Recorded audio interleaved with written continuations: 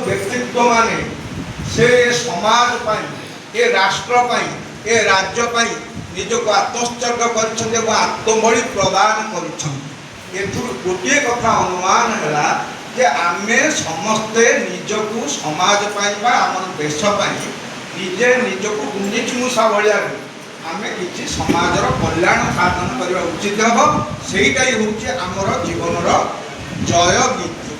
ये जो कथा अतिथि महोदय कहले ये सब है स्वाधीनता परवर्ती घटना से गोटे निर्दिष्ट लक्ष्य था ये देश को स्वाधीनता करवा तेणु ये समस्ते आत्मबली दवाई बहु माने वीर मान्यगण्य व्यक्तित्व माने सब इच्छा प्रकाश करते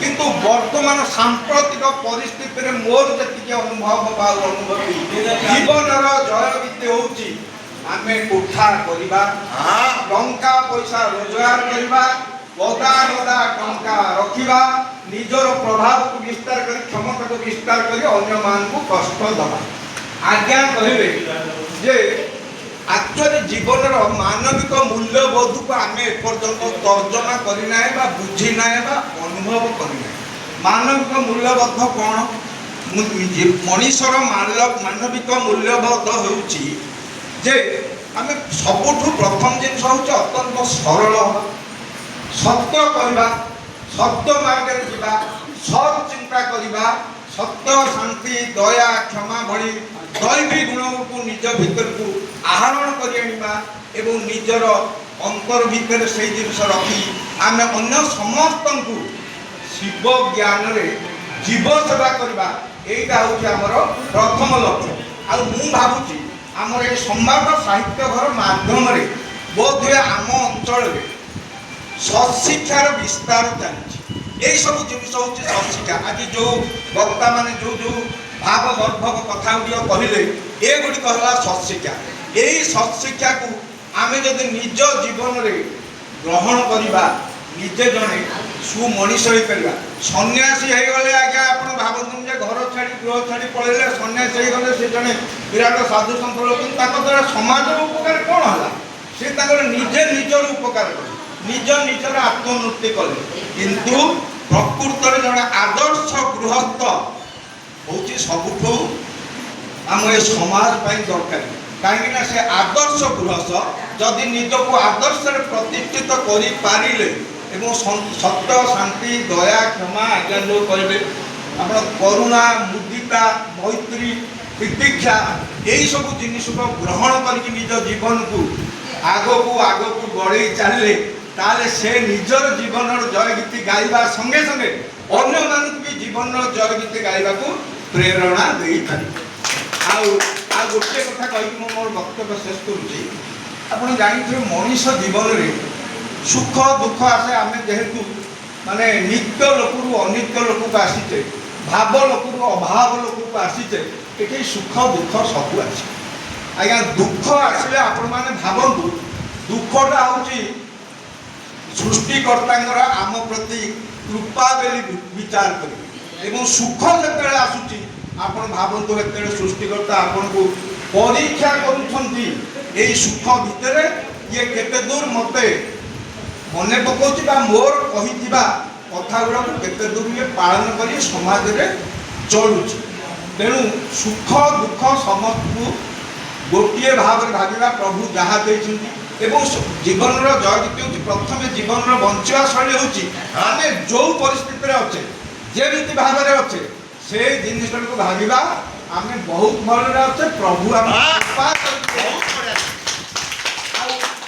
पाख पड़ोसी ये कोठा कला कार कला सी टंका पैसा आनला दौड़ा ये जो जिनस गुड़ा आम आखिरे देखुचे आपने समाज में पढ़ुवे पेपर फेपर माने केते लोक माने इंजीनियर को आरंभ कर आईएएस ऑफिसर पर्यंत से कथा बाहर विशेष भाव कहबी ना किंतु मनीष जीवन में 5टी क्लेश आज्ञा गोटे हूँ अविद्या गोटे हूँ अस्मिता गोटे हूँ राग गोटे हूँ द्वेष गोटे हूँ अभिनिवेश अविद्या कौन माने नित्य जिनिस को आम अनित्य जिनिस को भावुचे यहाँ नित्य जिनिस संसार विषय जो जिनटा देखुचे आमे भावुचे ये हूँ नित्य ये नित्य न ये परिवर्तनशील क्षणस्थायी एवं अच्छी काली की नथिबा आज नहीं काली की भी आसीबो एटा होची मनीष मानकर बड़ क्लेश जिनिस होची अविद्या अस्मिता अस्मिता है एकाकीभूत है औत्यांतिक भाव में गोटे जिनिस उपरे लागी रहिबा मु पैसा इनकम करबी माने जे कोनसी उपाय हो मु पैसा इनकम करबी एड़ा हला आपनकर अस्मिता राग आप सत रज क्रम गुण समस्ते जानते तीन गुण भगवान देते तेणु आम चेष्टा करवा दरकार रज गुण को तम गुण को केमती तलू को रखी सत गुणर अधुत्थान करवा सत गुण को बढ़े चलवा ताहले आम जीवनटा सफल हम एवं आम समस्ते जीवनर जय नीति देश देश कौन आप आज्ञा देखिथे कौन जो लोकर आक्सीडेट है किए मरीगले आप देखिए गाँव जिते लोग थे पढ़ू थाऊ आ न थाऊ आहा लोकटार एमती होगा पड़गला आज्ञा जड़े उन्नति करगला केते जन लोक अच्छा कहे जहाँ हो लोकटा उन्नति कर बोध हुए खूब कम लोक थे तेणु अन्यर उन्नति ईर्षा करने ना हूँ देश तेणु ए जिनसा भी मनीषर हूँ ये जिनसा चिंता करने उचित आउला अभिनिवेश अभिनिवेश कौन आप जानूचे आज जन्म होते काली मरवा किंतु मरण को आम डरुचे मरण को भय करूँ ए जिनिस सबुला मनीषर क्लेश ताकू छाड़ा निजे बहुत सहज सरल हवा सत् मार्ग में गति करवा सब मन में भीम भईकर से पद को आम मन रखा ए जीवन पछे नटके पड़ी था जगत उद्धार हे महाबाहु जगत उद्धार हे जय जगन्नाथ जय जगन्नाथ जय सुंदर कथा कहले ओडिया साहित्य विभिन्न प्रसंग को नहीं जीवन जयगीत संपर्क में पर्यालोचना कर आज प्रसंग थी जीवन जयगीत अर्थात आप साधारण भाव में आम यही कथा कहीपर जीवन जिंदाबाद सार ताकू गोटे दृष्टि आलोचना करिसेंती किंतु मु ताकू आउ टिके भिन्न दृष्टि संक्षिप्त समय भितर चेष्टा करी आपन बुझाइया पे मोर जड़े बंधु कोविड पीरियड देखा हले भुवनेश्वर रे बहुत दिन व्यवधान पर आम साक्षात हेलु जिते से था बौद्ध जिलार अबकारी अधीक्षक जड़े भल साहित्यिक एवं आउ गोटे सामाजिक परिचित हूँ डॉक्टर सीताकांत महापात्र भल देखा मोर अति अत्तर मुझे भाई कौन केमी अच्छ कौन ना सेमती अच्छी मुझे एडे बड़ पदवी अधिकारी पुणी सेमती अच्छ कौन दायित्व बहुत आउ सेमती जीवन किसी भल लगुनि कहीं भल लगुनि ना मोर चाकरी जीवन में समस्या है से जीवनटा मत निरस बोध हो खूब मोटा अंकर दरमा पाच बड़े संख्यार सुंदर घरटे कर इंजीनियर पुटे कौन असुविधा कौन ना तथापि जीवन बंचार कला अनुभव होना साहित्यिक भाषा सी मत कह भल साहित्यिक कविता लिखुच बहुत कविता आम अनुगाय पत्रिका देखिए कविता पाइबे तेणु ये कहबार कथा है ओडिया साहित्य छात्र डॉक्टरेट कर अवशोष अध्यापक है आगुआ पाईगला पुलिस अबकारी विभाग इन्स्पेक्टर जहाँ हो ये मुझे गोटे कथा बुझे कहीं चाहे असुविधा कौट रहा मोटा दरमा अच्छी सुदृष्ट कोठा अच्छी योग्य संपन्न पुओ अच्छी योग्यता संपन्न सहधर्मिणी अच्छा संभ्रांत वंशीय सब कथा अच्छी असुविधा कौट रोच आपण निश्चित भाव समस्त जब ये प्रश्न पचरा जाए आप गोटे स्वर समस्ते स्वीकार करेंगे जीवन में सुख ना जीवन में सरसता ना ଜୀବନରେ ସତେଜତା ନାହିଁ। ଏସବୁ ସୃଷ୍ଟି ହେଉଛି କାହିଁକି?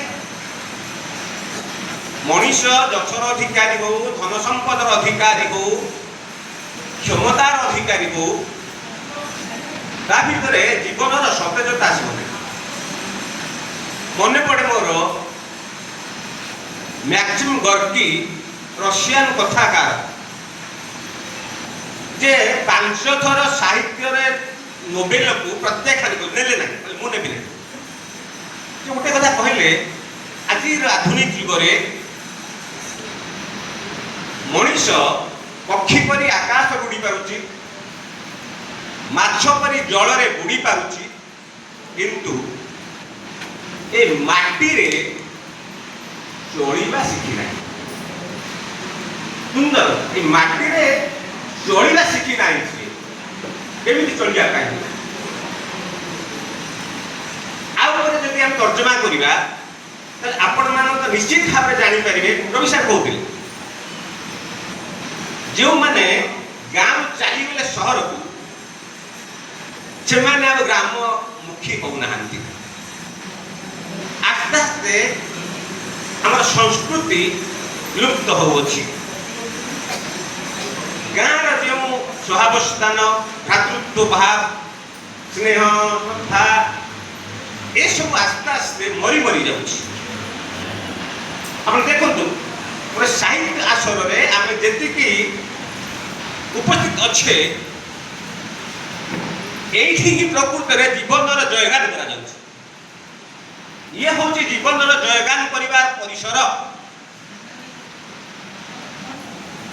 ଏଇ ଆସିଲା ବେଳେ ରବି ସାର୍ କହିଲେ, କ'ଣ ଆଉ ଜଣେ ଗାଁରୁ କେହି ସାଥୀ ମିଳିଲେ ନାହିଁ? କହୁଥିଲେ ସାଥୀ କେମିତି ମିଳିବ? ଆମେ ସମସ୍ତେ ସେହି କାର୍ଯ୍ୟରେ ବ୍ୟସ୍ତ, ଯୋଉଠୁ ଧନ ଆସିବ, ଯଶ ଆସିବ, କ୍ଷମତା ଆସିବ, ଏଇଥିରେ ବ୍ୟସ୍ତ। ଜୀବନ କେମିତି ବଞ୍ଚିବା କେ ହବ ଆମେ ଜାଣୁ।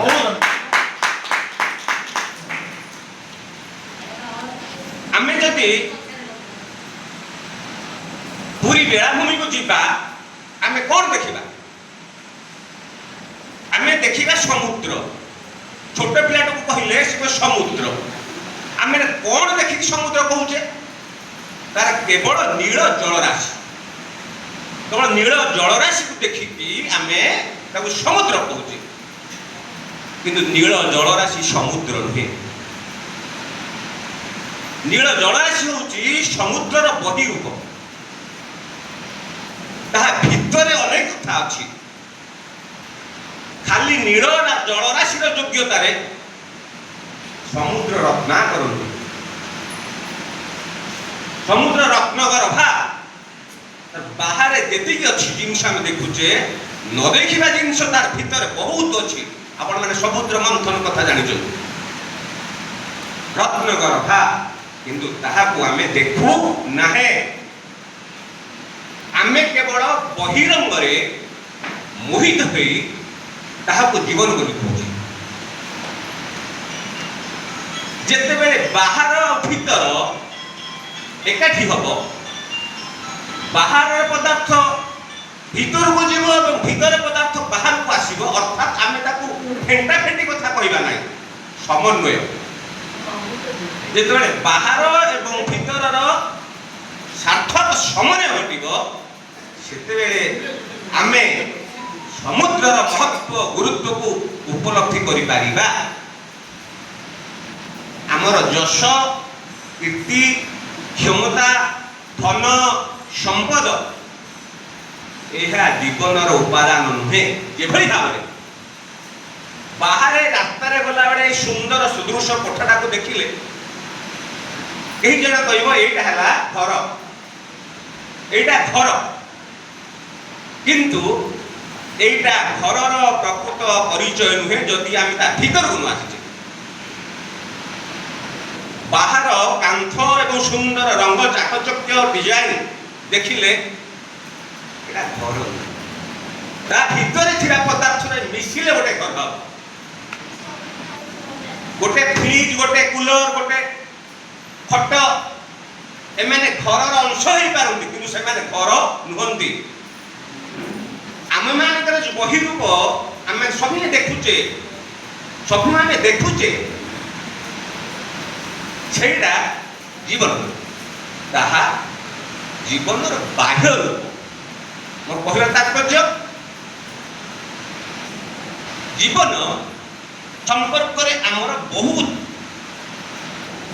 वेद उपनिषद शास्त्र भितर तर्जमा करा किंतु आमे मैंने से जीवन जीवार कला आमे जानी बाहर भीतर फेंटा फेंटी रूप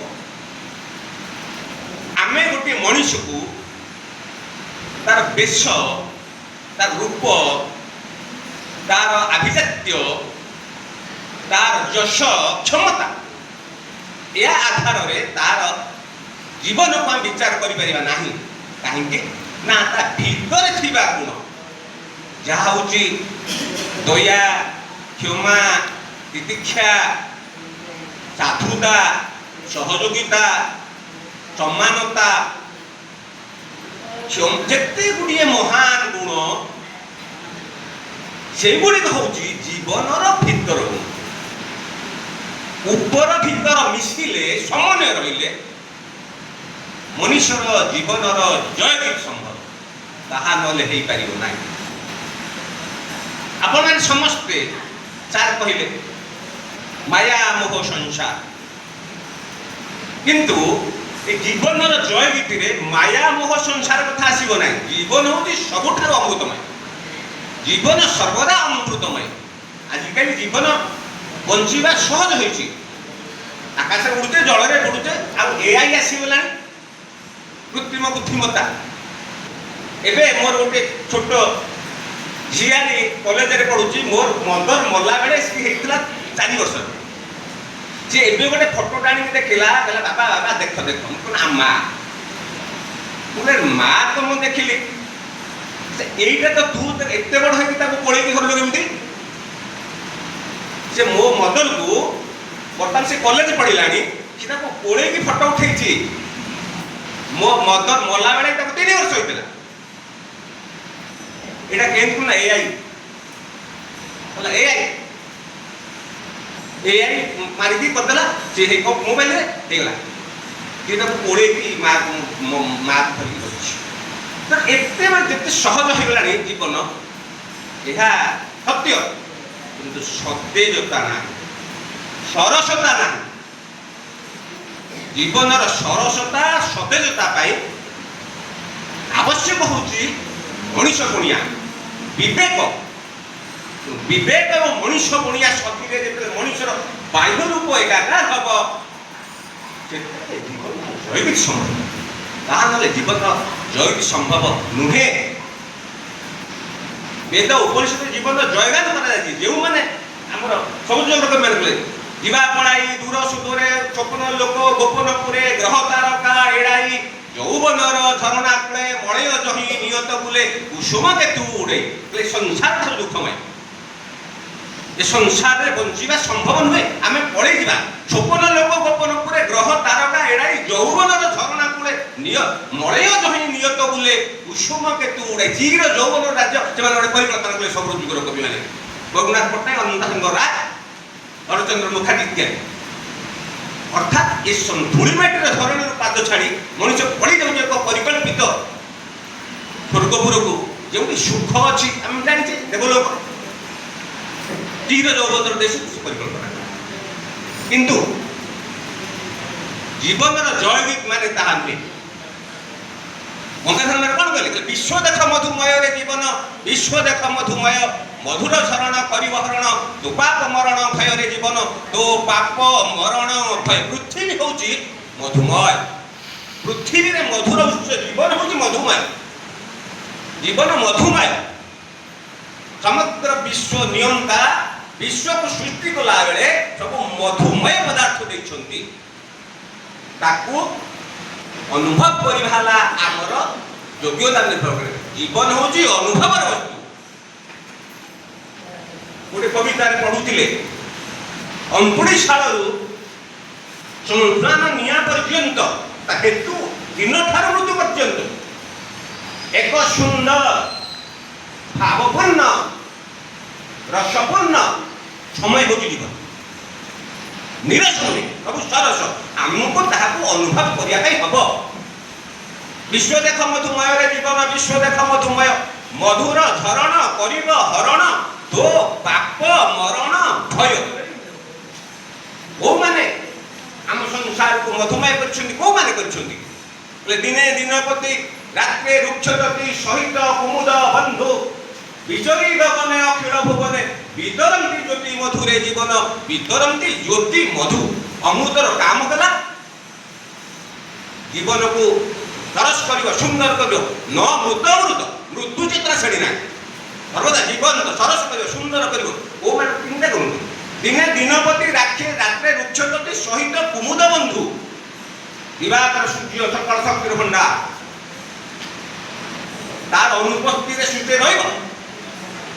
ତାହାଙ୍କର ଜ୍ୟୋତି ଦ୍ୱାରା ଆମ ସମଗ୍ର ସୃଷ୍ଟିର କି ପ୍ରକାର ପରିବର୍ତ୍ତିତ ହେଉଛି, କି ପ୍ରକାର ଉପଯୋଗିତା ହେଉଛି ଆପଣ ସମୟ ଜାଣନ୍ତି। ରାତ୍ରେ ରୁକ୍ଷତତି ସହିତ କୁମୁଦ ବନ୍ଧୁ, ତାରକାପୁଞ୍ଜ କୁମୁଦ ବନ୍ଧୁ ଚନ୍ଦ୍ର, ଦିନରେ ଦିବାକରଙ୍କର କରଜାଳରେ ମଣିଷ ଉତ୍ତପ୍ତ ହେଲା ବେଳେ, ରାତିରେ ଚନ୍ଦ୍ର କୁମୁଦରେ ଅମୃତମୟ ଶୀତଳ ହେଇଯାଉଛି।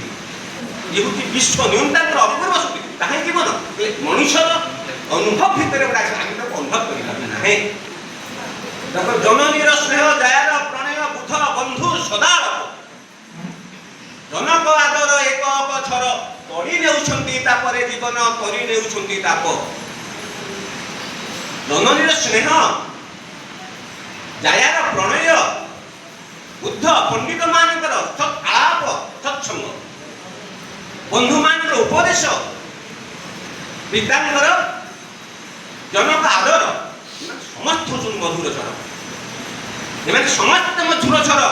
ଏଗୁଡ଼ିକୁ ଯିଏ ଅନୁଭବ କରିବ ସେ ଜୟ ଗୀତାର କରିବେ। ନହେଲେ ଜୀବନ ଜିନ୍ଦାବାଦ ହେଇପାରିବ ନାହିଁ। ଜୀବନ ଜିନ୍ଦାବାଦ ହେଇସାରିବ ନାହିଁ। ଜନକ ଦାମ୍ପତ୍ୟ ଜୀବନର ଯୋଉ ମଧୁମୟ, ଉପେନ୍ଦ୍ର ଭଞ୍ଜ କଣ କହିଲେ? ଯିହେବା ବଡ଼ ନୃପତି, ଯିହେବା ଇନ୍ଦ୍ର ସମ୍ପତ୍ତି, ସବୁ ସୁଖ ମୂଳ ଦମ୍ପତି। ଦାମ୍ପତ୍ୟ ପ୍ରେମ, ଦାମ୍ପତ୍ୟ ପ୍ରେମ ଠାରୁ ପ୍ରେମ ସଂସାରରେ କିଛି ନାହିଁ, ଯାହା ଜୀବନକୁ ଜୟୀ ଦାନ କରିବ। ଆମେ ସେସବୁ ଅନୁଭବ କରିପାରୁ ନାହିଁ। ଆମର ଜୀବନ ଆମେ ଠିକ ଭାବରେ ଜୀବା ଶିଖିଛେ, କିନ୍ତୁ ବଞ୍ଚିବା ଶିଖି ନାହିଁ। ତେଣୁ ଜୀବନକୁ କେମିତି ବଞ୍ଚିବା ପାଇଁ ହେବ, ବିଶ୍ୱ ନିୟନ୍ତା ତାକୁ ତିଆରି କରିଛନ୍ତି। ଜୀବନ କେବେ ନିରସ ନୁହେଁ, ଜୀବନ ସର୍ବଦା ସରସ। ଯେଉଁମାନେ ସଂସାରକୁ ଛାଡ଼ି ସନ୍ନ୍ୟାସୀ ଇତ୍ୟାଦି ହେଇଯାଉଛନ୍ତି, ସେମାନେ ସୃଷ୍ଟିର ରହସ୍ୟକୁ ବୁଝିପାରୁନାହାନ୍ତି। ଜୀବନ ଆନନ୍ଦ ଆସିବ, ସଂସାର ଭିତରେ ଆନନ୍ଦ ଅଛି, ସଂସାର ବାହାରେ ଆନନ୍ଦ ନାହିଁ। ତେଣୁ ଆଜିର ଯୋଉ ଜୀବନର ଜୟୀ, ସମୟ ସ୍ୱଳ୍ପ ଭିତରେ ଆମେ ତାକୁ ସମ୍ପୂର୍ଣ୍ଣ ଭାବରେ ଉପସ୍ଥାପନ କରିବା ପାଇଁ ଅଯୋଗ୍ୟ ମନେ କରୁଛି। ଯେତିକି ମୋର ସ୍ମରଣକୁ ଆସିଲା ତାକୁ ମୁଁ କହିବା ପାଇଁ ଚେଷ୍ଟା କଲି। ଯଦି ଆପଣମାନେ କିଛି ତ୍ରୁଟି ଥାଏ, ଆଜି କ୍ଷମା କରିବେ। ଜୟ ଜଗନ୍ନାଥ, ବନ୍ଦେ ଉତ୍କଳ ଜଗନ୍ନାଥ।